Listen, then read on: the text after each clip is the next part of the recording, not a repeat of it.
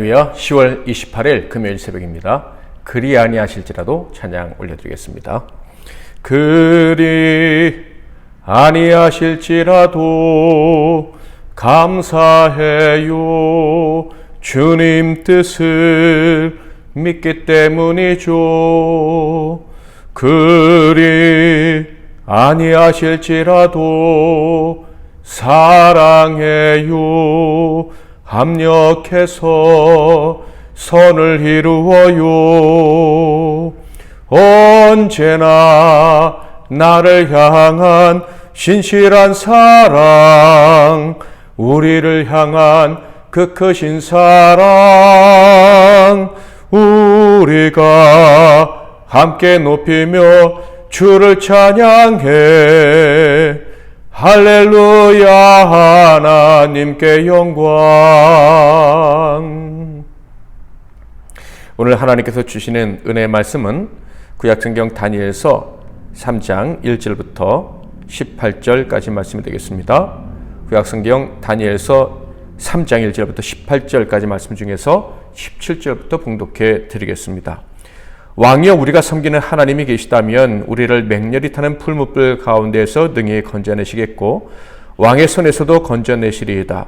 그렇게 하지 아니하실지라도 왕이여, 우리가 왕의 신들을 섬기지도 아니하고 왕이 세우신 금신사에게 절하지도 아니할 줄을 아옵소서. 아멘.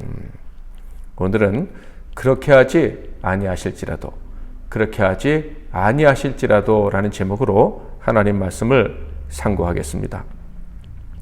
믿음에는 용기, 즉 담대함이 필요합니다. 그런데 때로는 용기를 낸다는 것이 믿음이 없는 태도가 아닌가 하는 걱정이 들 때도 있습니다. 바로 그렇게 하지 아니하실지라도 라와 같은 말을 할 때이죠.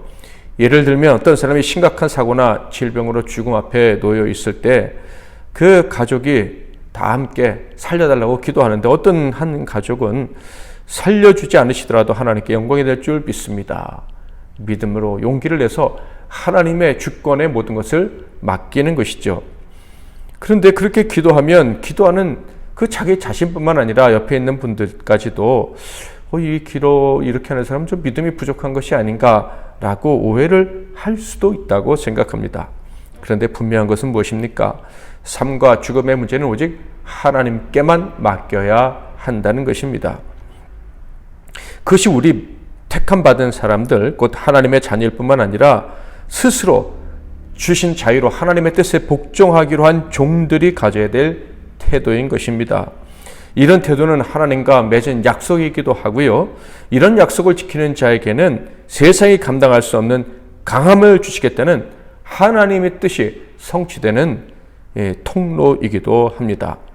다니엘과 그의 친구들은요, 바로 이런 태도로 살았던 사람들입니다. 그러나 그들의 시대의 왕을 포함한 모든 지도자들과 백성들은 다 이런 태도를 외면하고 버렸었지요.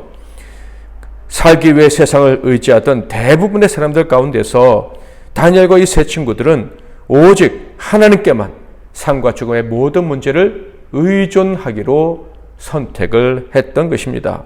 참으로 귀한 태도를 가진 하나님의 종들이라고 할 수 있겠죠. 1장과 2장에서는 다니엘이 가졌던 이런 귀한 믿음의 태도에 대해서 성경은 보도하고 있는데 3장에서는 그의 친구들 역시도 이런 귀한 믿음의 태도를 가지고 있었다는 것을 우리에게 알려줍니다. 느부갓네살 왕은요, 다니엘을 통해서 진정한 신은 하나님 여호와 하나님 한 분밖에 없다는 것을 알게 됩니다. 그리고 그분은 살아계시다는 것을 인정하기도 했죠. 하나님만 섬겨야 된다는 다니엘의 말을 인정했고요. 그래서 다니엘과 그 하나님을 믿는 세 사람의 친구들까지 아주 높이 세워 주었습니다. 그런데 왕은 그 놀라운 경험을 금방 잊어버리고 자신을 높이려는 어리석은 계획을 세우고 실행하고 말았습니다. 그것이 3장 1절부터 나와 있는데요. 느부갓네살 왕이 금으로 신상을 만들었으니 높이는 60규빗이요 너비는 6규빗이라 그것을 바벨론 지방의 두라 평지에 세웠더라. 이렇게 자신의 신상을 만들어 세웠습니다. 자기를 신적 지위로 올려고 자기를 가지고 우상을 만든 것입니다. 이렇게 했던 이유는 분명하죠. 먼저는 그의 교만함이 하늘을 찔렀기 때문이고요. 또 다른 이유는 정치적 이유 때문이었습니다. 욕심이 가득한 정치적 야망을 실행하기 위함이었다라는 거예요. 바로 자신이 신의 위치에 올라가면 자신의 통치력이 더욱 강력해진다는 것을 알았기 때문입니다. 그러니까 신적인 권위로 백성을 통치하면 그의 권력이 더욱더 공고해지고 백성들은 더욱더 그의 말에 철저히 굴복하게 될 것이다. 이것을 기대하고 자기 자신을 신적인 지위로 올리기로 한 것입니다. 그러니까 왕은 자신의 권력의 생명력을 더 강화하기 위해서 하나님을 의지하는 대신에 세상의 방법, 곧 하나님을 대적하는 마귀의 방법을 사용했던 것입니다. 하나님께서 가장 미워하시는 방법을 선택했던 것이죠. 이러한 목적으로 자신의 신상을 세운 다음 절차는 어떤 것이겠습니까? 당연히 공식적으로 자신을 신의 자리에 올려놓는 예식을 거행하는 것이죠. 일종의 즉위식입니다. 왕에서 신의 자리로 올라가는 즉위식. 이것을 계획하고 실행하게 됩니다. 그는 모든 관리들을 불러 모아놓고 낙성식을 거행하는데 이 낙성식에서 가장 중요한 절차는 바로 신상에게 절하는 것이었습니다. 바벨론의 모든 사람들이 우상 앞에 절하듯이 자신의 신상에 경배하게 하는 것이 가장 중요한 순서였다 하는 것입니다. 그리고 이 행위는 당연히 종교적인 행위였으므로 부르가는 자에게는 신의 형벌이 가해질 것을 예고합니다. 5절 6절 너희는 나팔과 피리와 수금과 사면금과 양금과 생황과 및 모든 악기 소리를 들을 때 엎드려 느부갓네살 왕이 세운 금신상에게 절하라. 누구든지 엎드려 절하지 아니하는 자는 즉시 맹렬히 타는 풀무불에 던져 넣으리라 하였더라.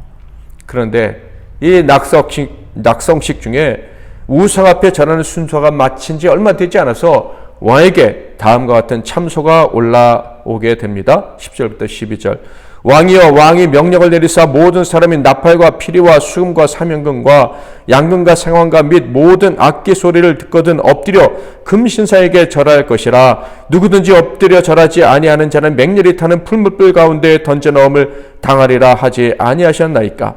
이제 몇 유다 사람 사드락과 메삭과 아벳느고는 왕이 세워 바벨론 지방을 다스리게 하신 자이거늘 왕이여 이 사람들이 왕을 높이지 아니하며 왕의 신들을 섬기지 아니하며 왕이 세우신 금신사에게 절하지 아니하나이다. 사드락과 메삭과 아벳느고가 절하지 않았다는 그런 보고를 왕에게 올린 것이죠. 고발한 것입니다.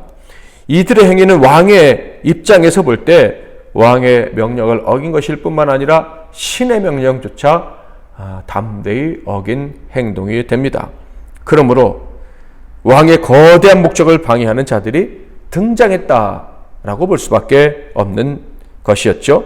왕은 크게 분노했고 감히 신과 같은 나에게 도전한 자들을 당장 끌고 오라고 명령을 합니다. 그런데 문제는 끌려온 자들이 자신이 총애하고 자신이 필요로 하던 사람이었을 뿐만 아니라 다니엘의 친구들이었다라는 것입니다.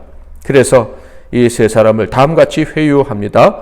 곧 내가 너희를 살리고 싶다. 그리고 너희도 살고 싶을 때니 이제 타협하자라는 것입니다. 어떻게 타협을 하자고 했을까요? 3장 15절 이제라도 너희가 준비했다가 나팔과 피리와 수금과 사면금과 양금과 생황과 및 모든 악기 소리를 들을 때 내가 만든 신상 앞에 엎드려 절하면 좋거니와 너희가 만일 절하지 아니하면 즉시 너희를 맹렬히 타는 풀무불 가운데 던져 넣을 것이니 능히 너희를 내 손에서 건져낼 신이 누구이겠느냐 하니. 너희를 위해서 절할 기회를 주겠으니 그때라도 절하면 살려주겠다라고 제안을 한 것입니다. 그러나 절하지 않으면 너희는 풀무불에 던져지게 될 것이라고 엄하게 경고합니다. 그리고 이런 말 덧붙였죠. 너희가 풀무불에 던져질 때 그 상황에서 구원해 주시는 이 세상에 존재하지 않는다. 그러므로 이 시점에서 가장 강한 왕은 신은 바로 나 느부갓네살이다. 그러므로 너희가 섬기는 신이 최고라는 망상을 버리고 내 신상에 절해라. 그러면 너희가 살 수 있다. 이렇게 말한 것이죠. 당연히 왕이 이렇게까지 얘기를 했다는 것은 인간적으로 그들을 매우 귀하게 여겼다라는 것입니다. 나아가 자신이 신적 존재라고 생각했던 자가 자신의 뜻을 한번 꺾어준 것이기 때문에 왕의 입장에서는 이 세 친구들에게 너무나도 큰 자비를 베풀어 준 것입니다. 이렇게까지 왕이 그들에게 생명과 명예를 주기를 소원했다면, 다시 주기를 원했다면 남은 것은 어떤 것일까요? 다니엘의 세 친구들이 왕의 명령을 수용하는 것이겠죠? 약간 흠집이 생겼던 왕의 권위를 다시 지켜 세워주고, 그리고 자신들의 생명을 보존하고, 나아가 왕이 우리를 이처럼 귀하게 여기는 사람들이다 라는 증거를 가지고 세상에서 떵떵거리며 살면 되는 것입니다. 그런데 이 세 친구들은 이렇게 쉽고 넓은 길을 선택할 마음이 조금도 없었습니다. 그들은 다음과 같은 말로 대답을 시작했는데요. 그들의 말의 핵심은 왕의 의견에는 조금도 동의할 생각이 없다는 것이었습니다. 16절, 사드락과 메삭과 아벳느고가 왕에게 대답하여 이르되 느부갓네살이여, 우리가 이 일에 대하여 왕에게 대답할 필요가 없나이다. 그리고 이어서 다음과 같은 말을 합니다. 그들의 말의 핵심은 무엇이었을까요? 하나님이 주시는 생명이 아니라면 단 한순간도 우리 생명을 유지할 마음이 없습니다 라는 엄청난 선언이었습니다. 17절 18절, 왕이여, 우리가 섬기는 하나님이 계시다면 우리를 맹렬히 타는 풀무불 가운데서 능히 건져내시겠고 왕의 손에서도 건져내시리이다. 그렇게 하지 아니하실지라도 왕이여, 우리가 왕의 신들을 섬기지도 아니하고 왕이 세우신 금신사에게 절하지도 아니할 줄을 아옵소서. 사드락과 메삭과 아벳느고는 당당하게 말한 것입니다. 살아계신 하나님이 우리의 생명을 책임지시기 때문에 그 풀무불 가운데서 우리를 살려주실 수 있다라는 것이죠. 그러나 만일 건져내지 않으신다고 해도 우리는 사람에게 생명을 구걸하지는 않을 것입니다.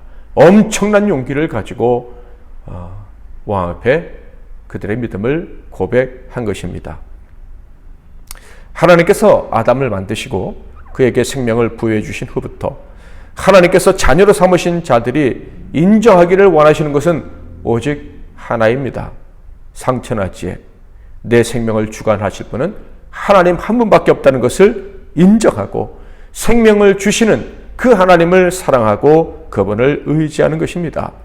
이렇게 삶의 모든 것이 하나님께로부터 나온다는 것을 인정하기만 하면 하나님은 창조하신 모든 것을 우리에게 다 선물로 주어 누리게 하시는 것입니다. 이것이 하나님의 뜻이라는 것이죠. 이것이 살아계신 하나님, 우리가 섬기는 아버지의 뜻이라는 것을 저와 여러분이 분명히 알고 인정한다면 우리는 언제나 다음과 같이 고백하며 살아야 할 것입니다. 하나님이 우리를 살려주실 것입니다. 살려주시지 않는다고 해도 우리의 생명은 영원히 하나님의 손 안에 있습니다. 이 땅에서의 생명이 언젠가 끝나겠지만 우리의 생명이 이 땅에서 끝나도 영원한 하나님 나라에서 살게 될 것을 의심하지 않습니다. 그러므로 어떤 일이 벌어지는지 나는 하나님만 의지합니다. 오늘과 내일 그리고 영원토록 나는 우리의 하나님만 의지하오니 언제나 우리를 도우소서라고 고백하며 살아야 할 것입니다. 오늘도 우리의 생명의 주관자는 하나님 한 분밖에 없습니다. 그분을 의지하심으로 하나님을 기쁘시게 드리는 저와 여러분이 되시기를 주님의 이름으로 축복합니다. 말씀 붙잡고 기도하시고 승리하시는 하루 되시기를 바랍니다. 제가 먼저 잠깐 기도하고 여러분 이어서 기도하십시오. 살아계신 하나님 아버지, 하나님은 언제나 우리를 살려주시고 또 살려주실 줄 믿습니다. 그리고 감히 용기를 내어 고백하건대 우리를 사람들이 볼 때 살려주지 않으시는 것 같다 할지라도 우리에게 생명을 뺏어가지 아니하시고 우리에게 주신 생명은 영원히 존재하도록 영원히 생명력 있게 활동하도록 만들어 주실 줄 믿습니다.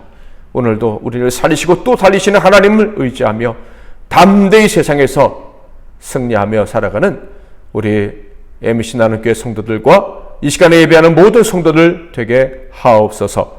예수 그리스도의 이름으로 기도하옵나이다. 아멘.